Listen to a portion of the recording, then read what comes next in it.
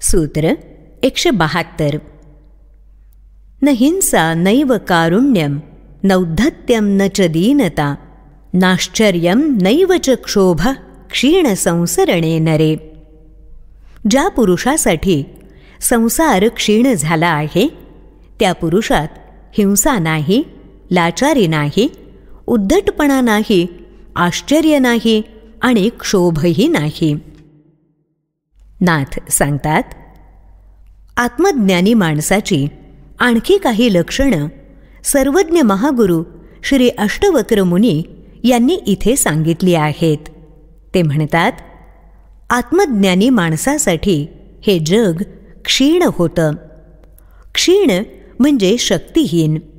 मोह, ईर्षा, स्पर्धा, माया, ममता, राग, हेवा इत्यादी विकार, वासना, अहंकार आणि आसक्ती या जगाच्या चालकशक्ती आहेत असं वाटतं.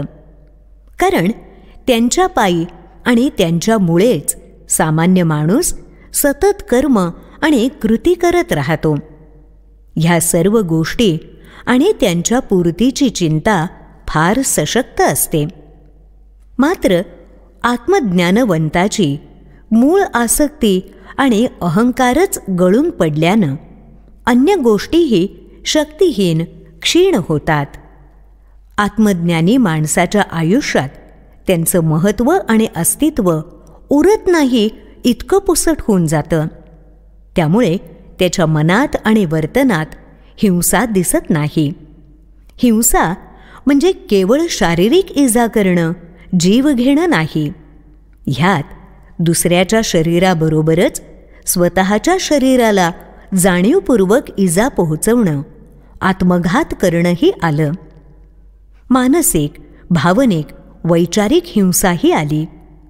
दुसऱ्याच्या वा स्वतःच्याही मनाचा विचार न करता एखाद्याच्या दबावाखाली नाईलाजानं कृती करणं, स्वतःच्या आणि दुसऱ्याच्या भावनांचा विचार न करणं, त्यांच्याकडे दुर्लक्ष करणं, त्यांची उपेक्षा करणं, स्वतःच्या आणि दुसऱ्याच्या विचारांचा, मतांचा विचार आदर न करणं, या सगळ्या गोष्टी हिंसा या प्रकारातच मोडतात हे लक्षात घ्यावं. सामान्य माणूस विकार, आसक्ती, अहंकार, आपपरभाव आणि अन्य द्वंद्वात्मक परिस्थितीमुळे कळत नकळत या हिंसात्मक कारवायांमध्ये सहभागी होत असतो. कधी तो स्वतः करता असतो तर कधी भोगणारा असतो.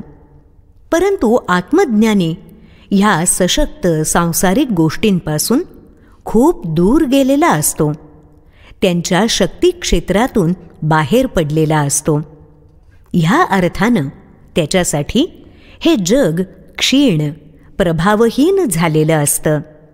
त्यामुळे आसक्तीपूर्तीसाठी त्याला लाचार व्हावं लागत नाही. अहंकार जतवण्यासाठी उद्धटपणे वागावं लागत नाही. त्याच्या मनात आणि वर्तनात कुठेही क्षोभ उरत नाही. तो प्रत्येक गोष्ट सहज स्वभावाप्रमाणे करतो, बघत जातो. त्यामुळे त्याला कशाचंही नवल वाटत नाही. प्रत्येक सजीव त्याच्या स्वभावानुसारच वर्तन करणार आहे हे त्यानं पूर्णतः जाणलेलं असतं. त्यामुळे कोणत्याही गोष्टीमुळे त्याचं मन अशांत, अस्थिर होत नाही. त्याला सर्वत्र एकच चैतन्य, आत्मतत्व दिसत असल्यानं द्वंद्व, संघर्ष आणि त्यापासून निर्माण होणारी अशांती उरत नाही.